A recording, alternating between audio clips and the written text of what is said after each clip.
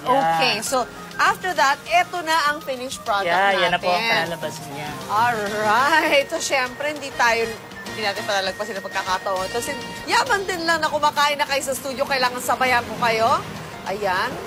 Nag-pre-cut na tayo. There you go. Pero kailangan may bringhe, otherwise, it's not gonna be bringhe lechon, right? There. Hindi ko na kukunin yung itlog. Mamaya na yan. Pamimili ko na sa iba. Ayan. Okay. There you go.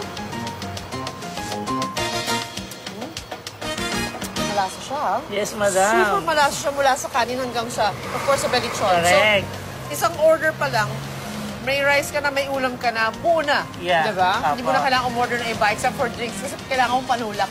Yes. Pabara ka talaga dito. Ang sarap eh. Maraming salamat, Arnel. Thank you din po, madam. Okay, mamaya. So, pagkatapos ng Bring Lechon, mamaya, ide-demo natin isa pa din ang bestseller, which is Pansit. Pansitchon. Pansit-chon. Actually, dami ng bestsellers dito. Meron nga chili-chon, which I would love to try because I love spicy food. Okay. So, ito, iba pa din ang mga very interesting concoctions na i-mention na pag-uusapan natin mamaya. Alright, samantala mga kapuso, balik tayo sa inyo. Balik sa inyo sa mga